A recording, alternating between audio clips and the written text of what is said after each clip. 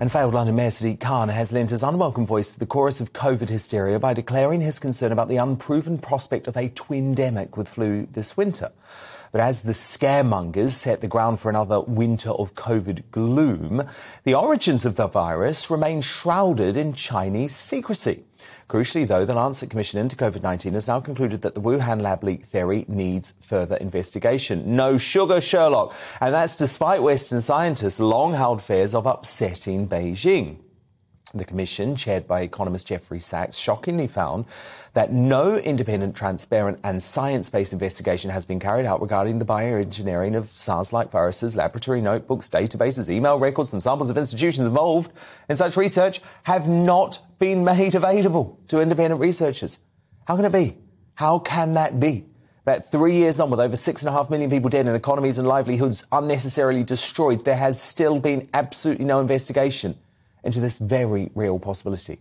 And the latest diversionary suggestion that's appeared in the media claiming it somehow originated in an American lab, where the outbreak undoubtedly, in my view, started in a Wuhan lab, seems to me to simply be parroting Chinese propaganda. But Matt Ridley continues to lead the charge for answers.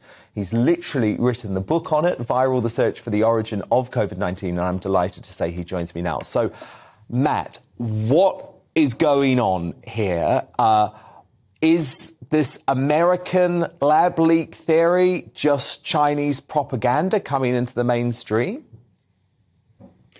Yes, it is. This is exactly what the Chinese have been saying for some months now, that it probably started in an American lab. That's highly unlikely for various reasons, not least because there are no horseshoe bats in America, and this is a horseshoe bat virus originally. But unfortunately, Jeffrey Sachs, who's chairman of the Lancet Commission, said that it might have originated in US lab biotechnology.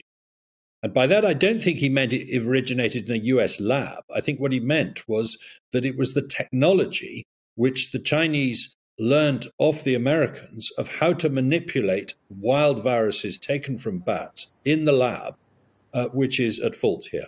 And the organization in America that was channeling huge amounts of American funding to Wuhan more than anywhere else in the world to do this kind of work on SARS-like viruses, unlike anywhere else in the world, the EcoHealth Alliance, has refused to divulge crucial information about what it was doing. We know because of a leak that it was recommending that these scientists in Wuhan put a particular feature into the genome of a virus, if they found one, to make it more infectious. Now, that feature turned up in this very virus and in no other SARS-like virus. But they didn't tell us that. The EcoHealth Alliance didn't tell us that.